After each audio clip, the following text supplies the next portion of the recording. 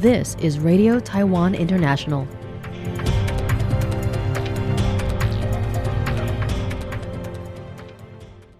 Welcome to the news on Radio Taiwan International.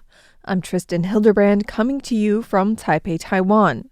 We begin with a look at today's top stories for Tuesday, February 17th.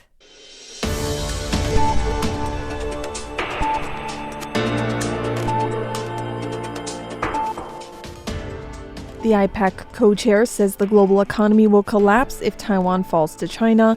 President Lai Ching-te makes a Lunar New Year visit to northern Taiwan temples, and former President Tsai Ing-wen spends her holiday dinner with Vice President Xiaobi Kim.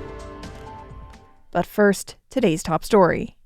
Taiwan's representative in Sweden, Clement Gu, delivered opening remarks at the World Forum this Monday, alongside United States Representative Nancy Pelosi and Nobel Peace Prize laureate Alexandra Matvichuk, who appeared via video. Approximately 30 other distinguished guests were present at the event and served as panelists alongside American and European lawmakers. Representative Gu described the position Taiwan holds in the global supply chain as crucial, detailing that it produces more than 90% of AI servers and more than 90% of the world's most advanced semiconductors. Taiwan can share its experience in social defense resilience, Gu explained, given its confrontation with China's gray area intrusion and cognitive warfare, including 2.4 million cyber attacks daily and harassment by 4,000 aircraft and 2,500 warships annually. The representative stated Taiwan can serve as a model for de-risking as well, as its trade dependence on China has decreased from 50% to 30%, while its economic growth rate is still projected to exceed 7%. Romanian Chamber of Deputies member Alexandru Muraru, who also serves as Interparliamentary Alliance on China IPAC co-chair, said Taiwan's situation is similar to Ukraine's, with military and economic coercion. He added that if Taiwan were to fall to China, the global economy would collapse.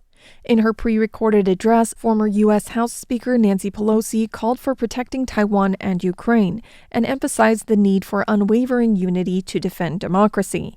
DPP legislator Huang Jie underscored the importance of Taiwan's defense and noted the legislature's passing of a special budget bill to strengthen it. She called for more international support, saying it is necessary to face authoritarian regimes that invade democratic nations. Taipei City Councilor Miao Boya stated that Taiwan possesses the resolve to defend itself and will increase its defense budget from 3 to 5% of GDP. Miao stressed that other democratic nations' firm stance will help deter Chinese ambitions to encroach upon Taiwan. German European Parliament member Lucas Sieper suggested experts and scholars visit Taiwan for exchanges and emphasized the importance of stronger defense capabilities. In his closing remarks, Representative Gu expressed satisfaction with the increasing dialogue and discussion surrounding Taiwan, and emphasized Taiwan's willingness to work alongside democratic nations to address threats and contribute to global peace. Addressing the confrontation between democracy and authoritarianism, he said, "Yes, we can. We can make democracy great again." President Lai Ching-te visited temples in Taipei City, New Taipei City, and Keelung this Tuesday to light incense and distribute blessing bags. Lai prayed for Taiwan's peace and prosperity, good weather, no natural disasters, and lively festival celebrations. He also wished Taiwanese people good luck in the Year of the Horse. At Bangka Longshan Temple, President Lai stated the government will continue developing the economy this year and said that he hopes the ruling and opposition parties will work together to better serve the country and its people. He specifically mentioned that the legislature will pass the special defense budget as soon as possible after reconvening.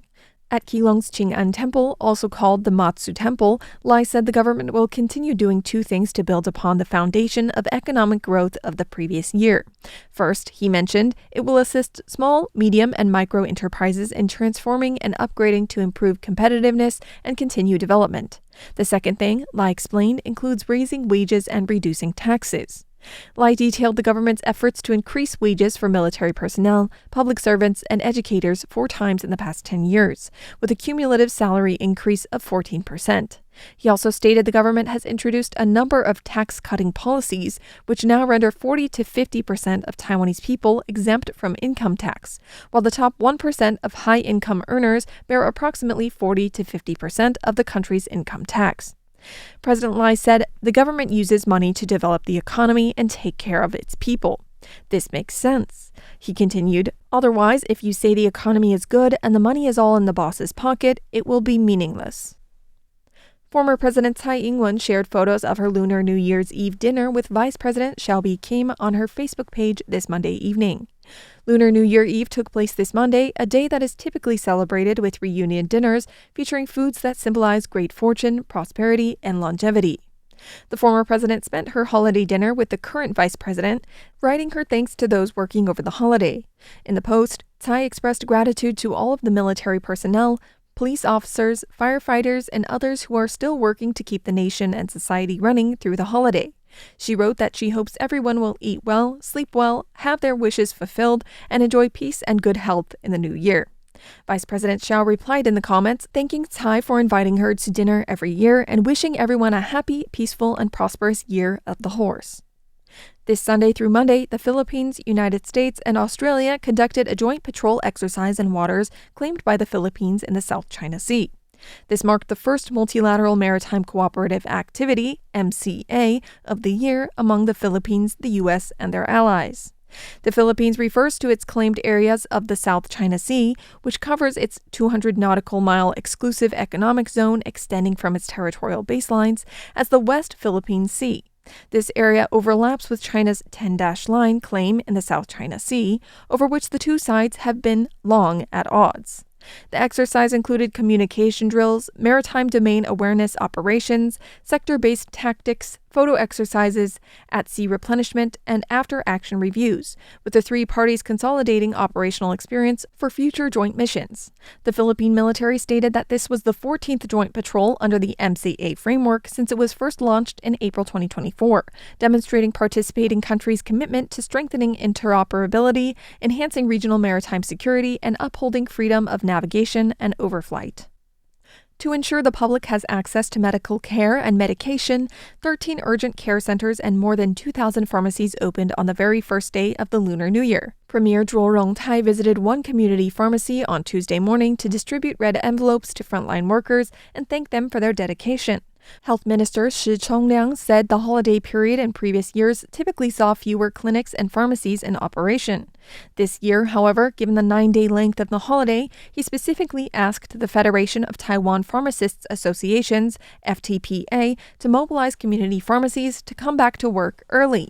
Accordingly, nearly a fourth of all pharmacies nationwide opened on New Year's Day, roughly double the number in previous years.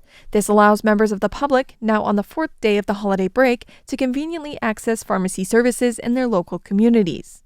As the peak in emergency visits during the Lunar New Year typically occurs during the following days, especially on the second and third days, urgent care centers also open back up on the first day of the Lunar New Year.